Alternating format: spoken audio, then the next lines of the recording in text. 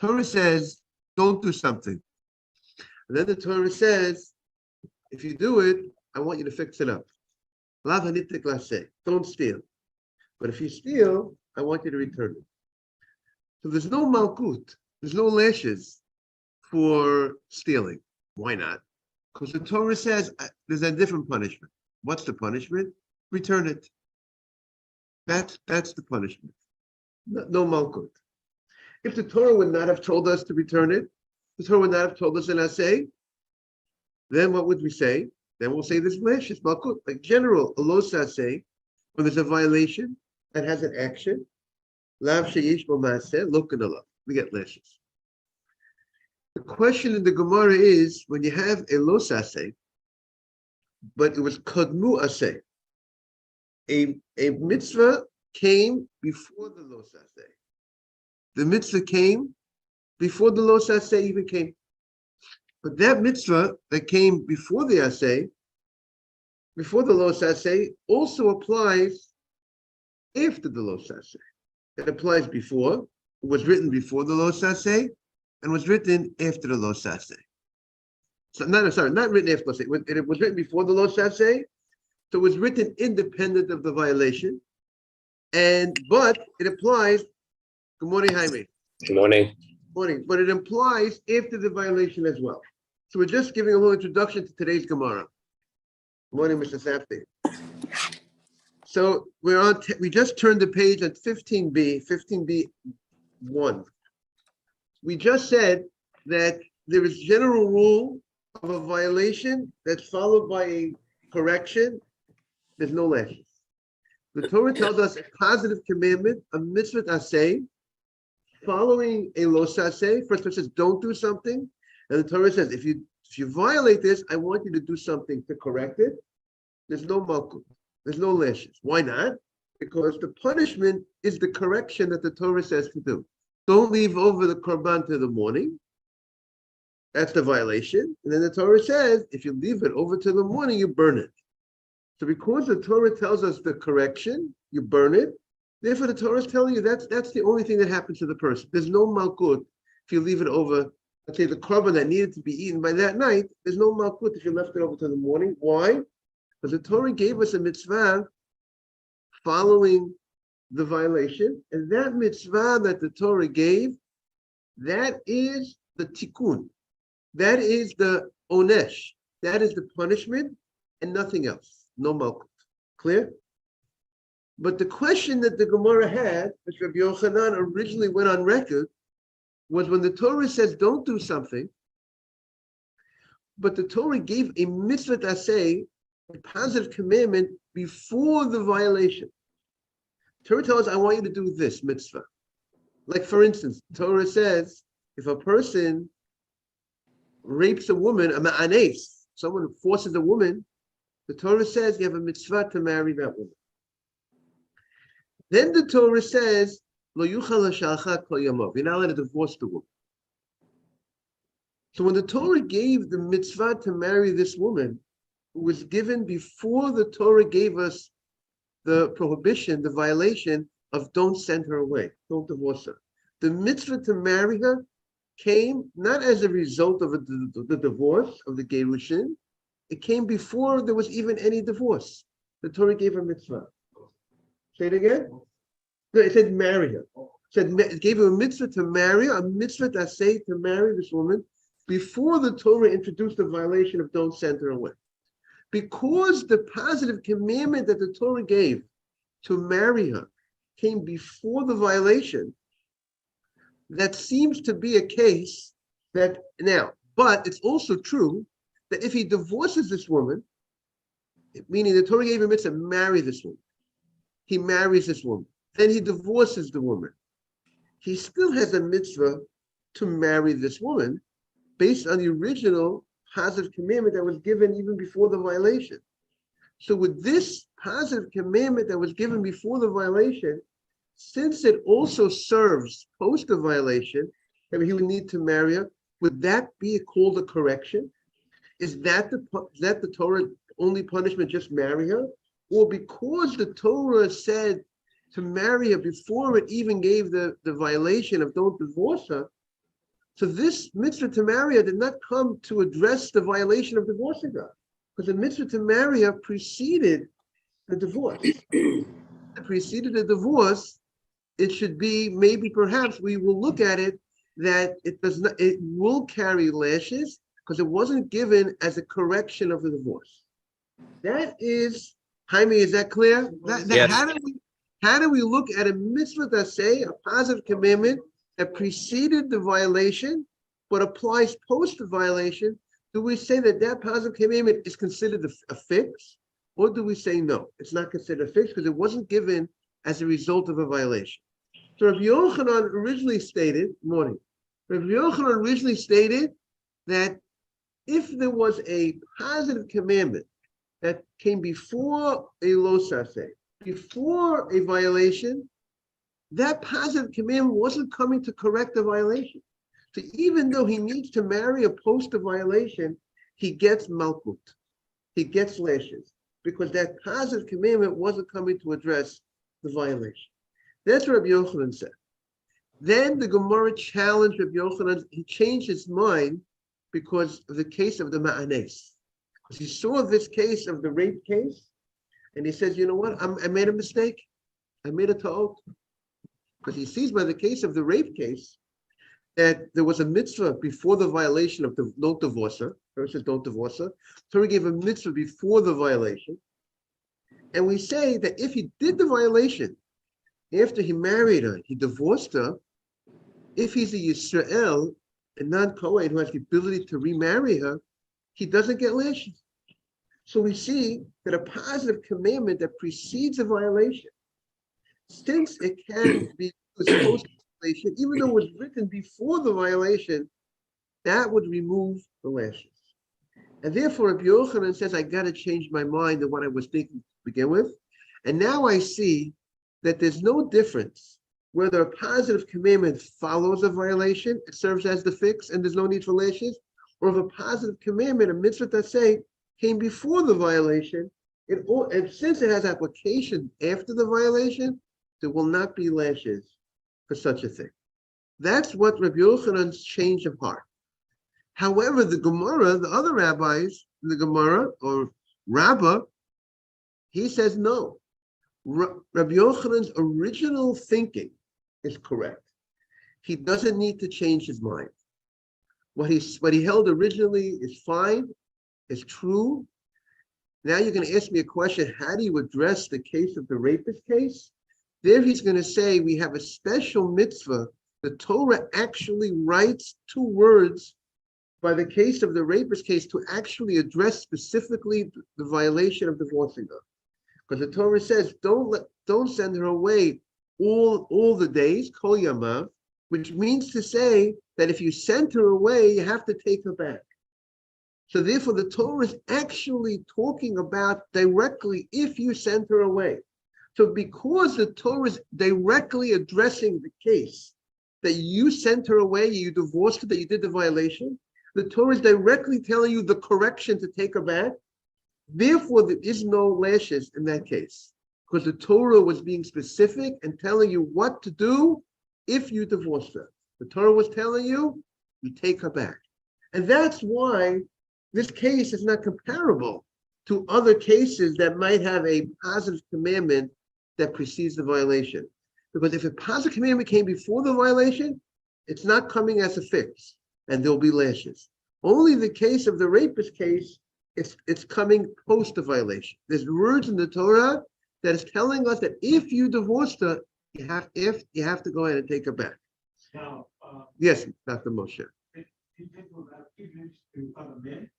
If she married other people, he wouldn't be able to take her back. Because once a woman would marry another man, he's forbidden to the husband. Because I think it says he has to be it says the pasuk lo sihiel isha. So there's a drasha, lo, he has to be worthy for ra'ui for the man, fit for the man. But if she married another person, like that would be the case that she's not fit for the man. Then there wouldn't be a mitzvah aseh to remarry this woman if you divorced her, because this woman is no longer fit for this man because of your case that he met once she married another man. The same way if he was a Kohen, that he divorced this woman, he can't remarry her. If she had to move another man, does that? Because that's a good question, but that's a good question. Post the divorce, see, this is the question that needs to be looked into. The question is, if a man divorces his wife, the law is if she marries another man, the man can never marry her again. It's over. If he divorces his wife, I know of one case of a guy divorced his wife and he remarried her. I know of such a case. Very uncommon. But if she married someone else, the Torah says he can't take her back. What about she didn't marry someone else, but she had relations with someone else, not in the context of marriage? Would we say that would forbade her to her husband? I don't know. Because I think the case of the Torah is if she married someone else, if she had a relationship with someone else, she wasn't married to someone, I don't know that that's going to forbade her to her original husband. So that needs to be looked into and researched. No, but post-divorce. If a lady is married and she has a relationship with another man, it's over. The marriage is over. Nothing to talk about. That's right. She does it willingly, the marriage is over. But here the question that Dr. Moshe is talking about is if there was a divorce and then she had a relationship. She wasn't married. She went with another man. Would that forbade her to her husband, for her husband to remarry her? That's the question. But there's a law that says that if a lady gets divorced and she gets married to another man, her first husband can't take her back. What would be if she didn't marry another man? She had a relationship with another man. With that also, that's Dr. Moshe's question. Mark Ajmi asked the same question, Dr. Moshe. So you have two people asking the same question. I told Mark I got to do my homework on that. Okay. Now, so getting back to our Gemara. So the Gemara introduced yesterday a new concept called kaimo velo kaimo and bitlo velo bitlo. That means to say, at which point when a person violates a prohibition, the Torah says don't do something, and then you have the opportunity to fix it up. If you can fix up the prohibition, we say there's no lashes. When does the obligation of lashes kick in? Is it the moment you do the violation? Let's say the guy divorced this woman. The Torah says don't divorce. Did the obligation of lashes kick in immediately? He's subject to lashes. But he comes to court. The court says, listen, sir, you're supposed to get lashes. But if you want, you can take off the lashes by taking her back. Or is it that the only time he's obligated lashes is only when he directly does an action, Moni Yehuda, to take away the opportunity to correct the violation. If he does something that knocks out the opportunity to fix it, only then he's obligated lashes. But if he does, as long as he does not remove the opportunity to fix up the violation, he is not subject to lashes. That's the second opinion in the Gemara. Now, our Gemara said that he has an open window to take back this woman. He has his whole life to take back this woman that he divorced, which, Jaime, we spoke about yesterday, some of your question on that. But he has his whole life to take her back. So it's not that he comes to that there's an obligation. And according to the other opinion, you don't have your whole life. You have to come to court, and the court will say either you marry her or you get lashes. So the Gemara says, so this opinion that you have an open-ended opportunity to take her back only would fit with the opinion that says that lashes are only incurred if you violated the opportunity to fix it. So therefore, as long as you have the opportunity to fix it, as long as you have the opportunity to marry her, there's no lashes. But the Gemara says, but according to the other opinion that says that this lashes comes right away, except you could remove the lashes, so you don't have this open-end window your whole life to fix it. So the Gemara is saying, how would Rabbi Yochanan explain? How could you explain this opinion that you have opportunity your whole life to fix this violation? According to there's other opinion says that in general you don't have your whole life to fix a violation. You have a very minimum window of time to fix your violation. You did a violation, you stole, you come to court. Return it. If you don't return it, we're going to give you the lashes. And now you divorced the woman, take her back. You don't take her back, you gotta go ahead and get lashes. But we're saying he has a much longer window of time. If you steal and you don't give it, according to that other opinion, if you steal and you don't give it back right away, you get lashes. That's what it would seem like according to that opinion. The opinion of Taimo. No, the opinion is that you have to fulfill the positive commandment right away. If you don't fulfill that commandment, the guy's gonna get lashes. But the Gemara is gonna say that's not good to go to Rabbi Yochanan. Rabbi Yochanan says that he has his whole life, morning Mr. Haber. He has the whole life to fix it. But we said, but that's a matter of dispute. We said, there's another rabbi that says you don't have such a whole life to fix. So how would we explain his opinion? He seems to be going against that opinion. So the Gemara says yesterday that don't worry about it, because we're trying to address Rabbi Yochanan, and Rabbi Yochanan is of this opinion.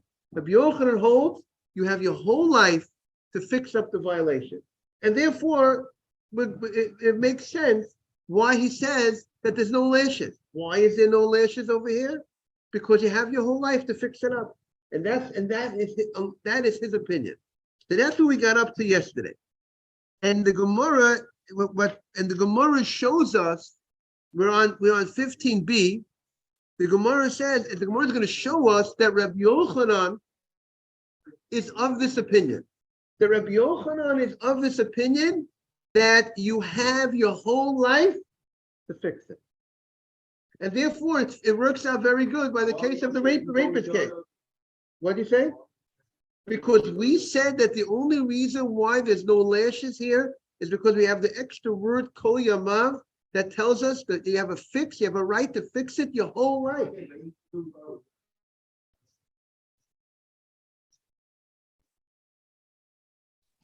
That's what we're saying. Keep what you said before. So what is it before? He said before, if you have a violation that precedes, if you have a positive commandment that comes before a violation, you'll get lashes.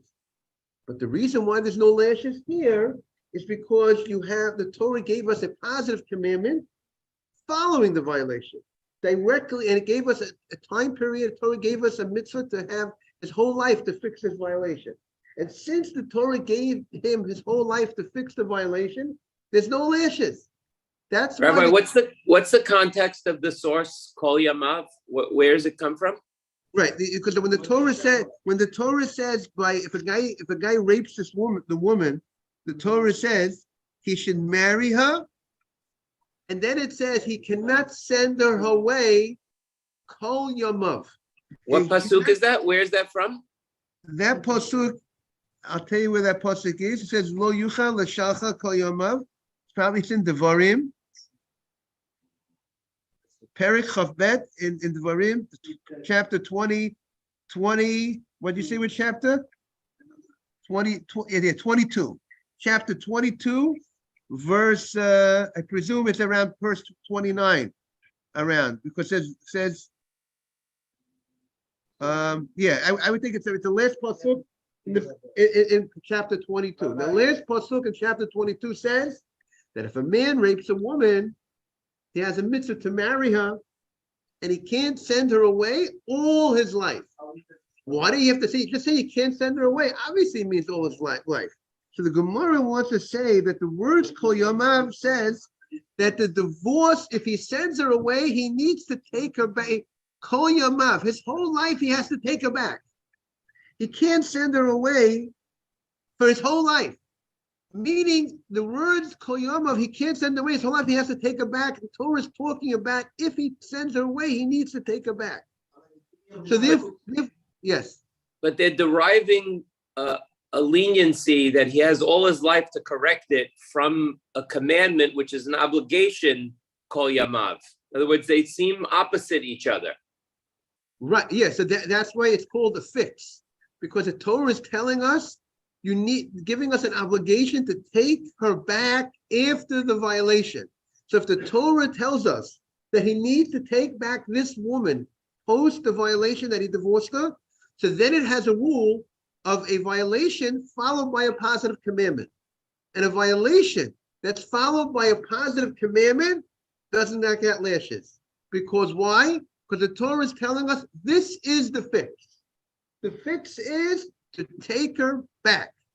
So anytime the Torah tells us a violation followed by a fix, there's no lashes. The Gemara, until the Gemara told us this idea of Kol Yamav, the Gemara thought that the case of the rapist case of Ma'anes was only a case of a positive commandment prior to the violation. The Gemara did not know that the positive commandment was directly addressing the violation.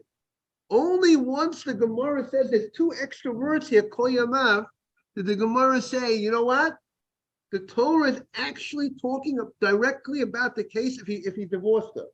And once the Torah is talking directly about the case if he divorced her, that he has to take her back, then it goes into the rule of any time the Torah says, don't do something. The Torah says, but if you violate it, this is what you need to do to correct it. There's no lashes for such a case. And yes, Dr. Moshe. In those days, then we didn't have a bunch of we have now. Just violated the woman that But he's stuck. The man violated her, but Dr. Moshe, he's stuck to marry her. Let's say he decides he doesn't want to marry her. He has to support her and marry her for the rest of his life. Yeah, but if you look with you, it's not like if you're talking to a woman, and you get married now. Right? Yeah, but if the lady doesn't want, you don't get married. She has a right to say, I don't want. Yes. Right. No. This pasuk is to my own ace. But where? The beginning of the The pasuk is. But there's another pasuk. They're gonna give money. Yeah, but there's another. That's one pasuk. But look at another pasuk. Look at chapter 22, verse 22, verse the last pasuk. Because in the Kol Yamav of the Moti Shemra, what did we say? We say we don't need for Moti Shemra that we need to stay married with her. So we're going to use the word Kol Yamav to extra word to apply for the case of honest that he need to remarry her. This is what we say in the Gemara before, right? Verse 28. Look at this pasuk. We're not using the pasuk by Moshe Shemra. We're using the pasuk that's written directly by Ones. The pasuk is written as well by a guy who forces this woman. The Torah says he has to take her back. That's how the Gemara is darshaning. He has to take it back. Then because the Torah is directly telling us to fix, that's why there's no lashes. And what the Gemara is going to do today is, the Gemara is going to show us today that Rabbi Yochanan is the rabbi who held this way. He's the rabbi that held that you have an open end to fix up a violation. That lashes are not, you're not obligated for malkut, you're not obligated for lashes unless you take away the opportunity to fix it. But as long as you do not do something to remove the opportunity to fix it, there is no lashes. And the Gemara wants to show this point. So the Gemara now at 15b.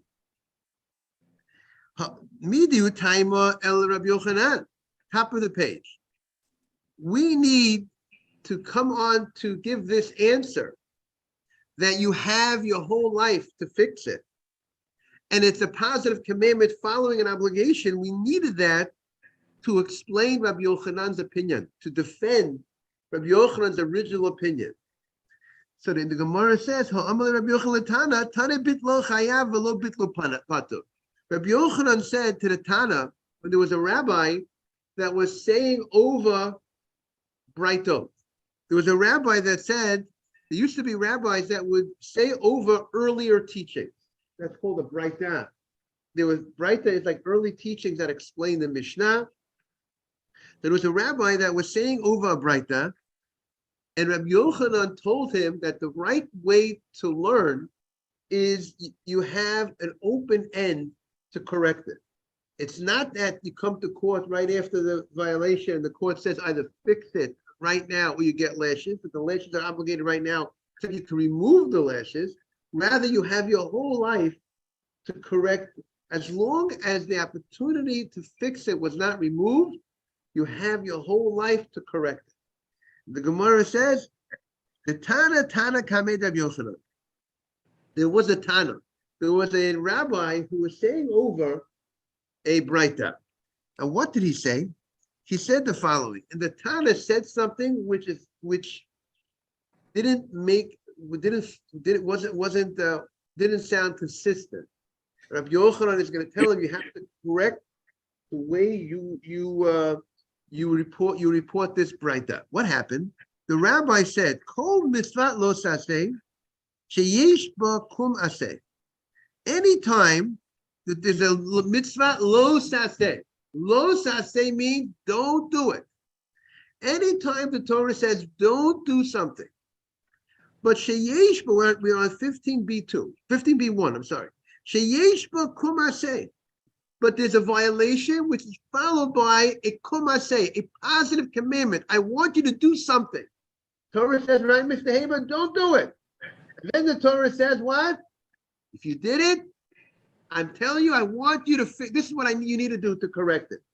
Don't steal. If you stole, return it. Don't leave it over to the morning, the korban. But the korban Pesach, if you left it over to the morning, the Torah gave us a positive commandment. Burn it. So in such a case, this Tana said the following: Kayemase Sheba, if you fulfilled the positive commandment, then you are patur. You are exempt from lashes. Why you're exempt from lashes? Because you fulfilled the positive commandment.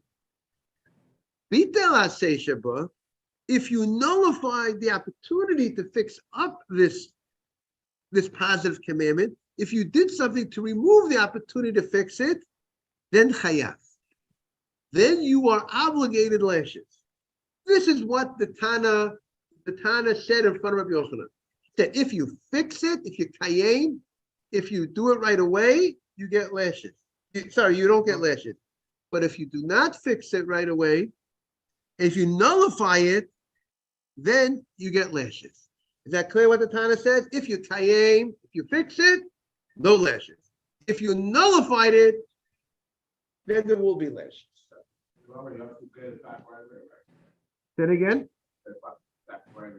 He has to right. So if you say kayem means you have to do it right away. Meaning kayem means the obligation of lashes came immediately upon violation. And then he comes to court, and the court says you have an opportunity to remove the lashes by fixing it right away. If you don't fix it right away, that you're going to get those lashes. That's kayem. Very short window. You come to court, the court says it. According to that, you have to burn it right away. If you don't burn it right away, you'll get lashes, according to this opinion. But Rabbi Yochanan has trouble. What do you say? The court says to him to do it. The court says, do it. Rashi says, they come to court. Let's see the language of Rashi. Rashi says. Rashi doesn't give us the timing, but it says you come to the court, and if you do it, if you follow it, you I presume it means that you do it in that possibility that you have, and you don't do it right away, then you would get the lashes. Now, exactly that framework would have to be discussed. But getting back to our Gemara, the Gemara is going to say that the language of the Tana is not consistent. Why? Because he used two different words. He used the word kayem, fulfilling, and he used the word nullifying, batel. And we said that there's two actually different opinions on the matter. Kayem means you have to do it right away. That's the only, if you don't do it right away, you will get lashes. Bittul means you have the whole life to fix it, unless you nullified it. So the Gemara's question is, how did the Tana use, he used these two different words, which are contradictory, which are contradictory words. Morning, Abraham. Let's see what the Gemara says. Amalei. Let's see the Gemara inside. Amalei. He said to him, Let's see he said, my ka'amrit. What are you saying? Now, kayem, patur, if the proper text is kayem, that you fulfill the positive commandment right away, you are exempt. So then you should conclude, lo kayem, if you did not fulfill it right away, yechayav, you would get lashes. You cannot, if it's all about the moment, you have to fix it right away. So you should say kayem, if you fulfilled it right away, you don't get lashes. If you did not fulfill it right away, if you did not kayem right away, then there's lashes. But the Tana didn't say that. The Tana said if you mevatel, then you get lashes. If you nullified it would mean that you had a long window to fix it. So you can't tell me the idea of nullification simultaneously with the idea of fulfilling it right away. So that's what the Gemara is going to say. Let's see it inside again. If you're telling me kayem, patur, if you're above the opinion that you have a short window to fulfill it, so then you should have said the following: kayem, if you fulfilled it right away, you're exempt from lashes.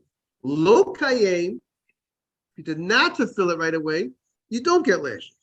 So, or if you have the text that you don't have to fulfill it right away, you have an open time to fulfill it. And the only time you get lashes is if you nullify the opportunity to fix it. So then he said, bitel chayav. You should have said bitel chayav. If you nullify the opportunity to fix it up, if you did an action to remove the opportunity, then you are chayav. Then you're obligated lashes. Lo bitel, if you did not nullify the opportunity, patur, you are exempt. You can't interchange the language of kayem and bitel in the same case. You can't tell me that if you fulfill the mitzvah, say right away, you don't get lashes.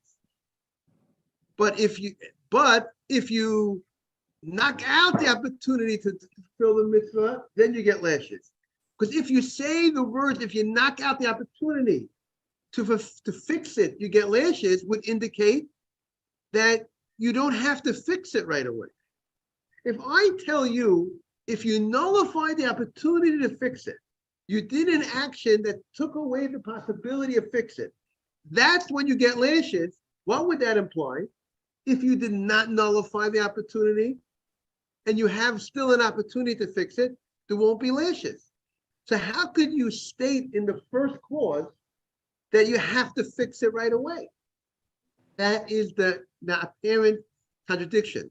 The first clause and the second clause are not in sync. You can't say that if you fix it right away, you get lashes. You don't get lashes.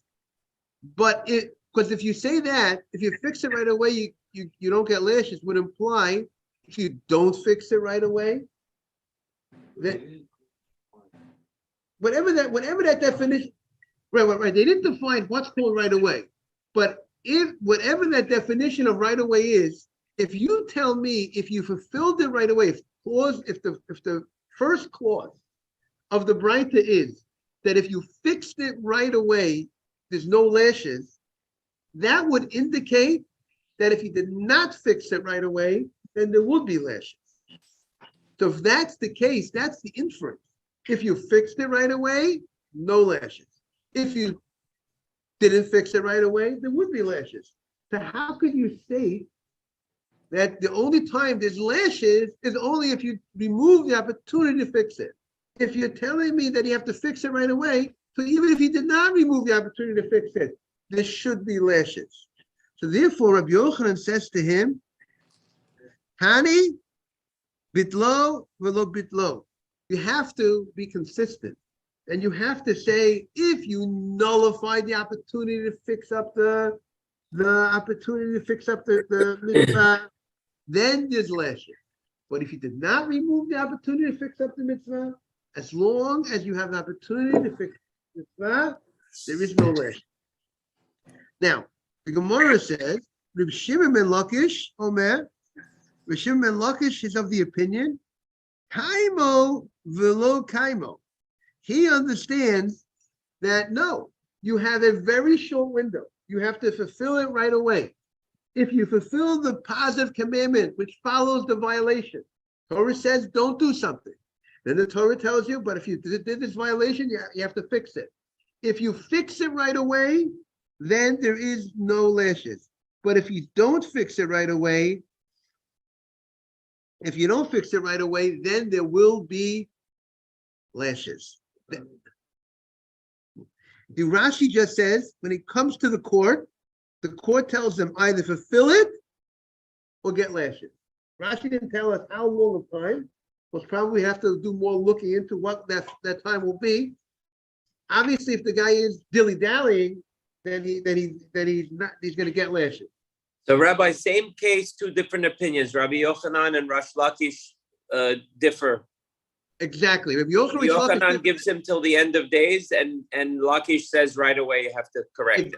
Exactly. Rabbi Yochanan says, as long as he did not nullify the opportunity to fix up the violation, sometimes the guy gets a violation. The health department comes down to the store. And what do? They give you a certain amount of time to fix it.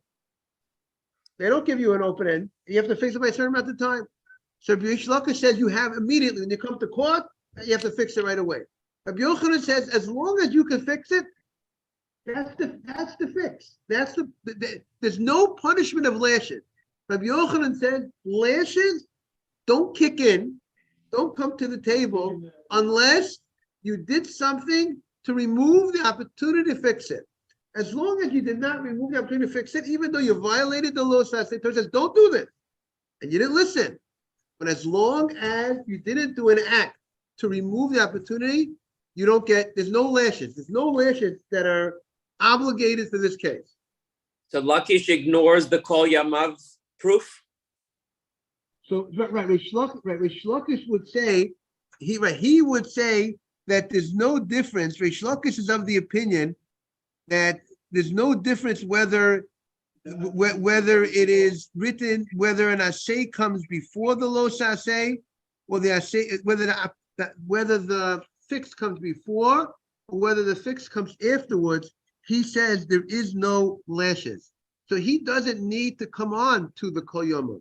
He doesn't need to come on to say that the Torah is telling us to fix by the case of the rapist, and that's why there's no lashes. He would hold, even without the Kol Yoma, even if the Torah would not tell us directly how to fix it, as long as the Torah gave us a positive commandment beforehand, and that also has application post, that would remove the lashes. That's what Rish Lakish would hold. So the Gemara now, we conclude with this machloket, which Rabbi Yochanan, we're going to continue tomorrow. We'll be back at the regular time at 6:45 of Rabbi Yochanan and Rish Lakish. We're going to see tomorrow what is their argument based on. Why does one come to this conclusion and the other one comes to the opposite conclusion? One says you have an open end. The other one says you have to do it right away. We're going to see tomorrow. And everyone a Chodesh Tov to everybody. Chodesh Tov, Rabbi. Tomorrow is also Rosh Chodesh, everybody. Regular time. Thank you.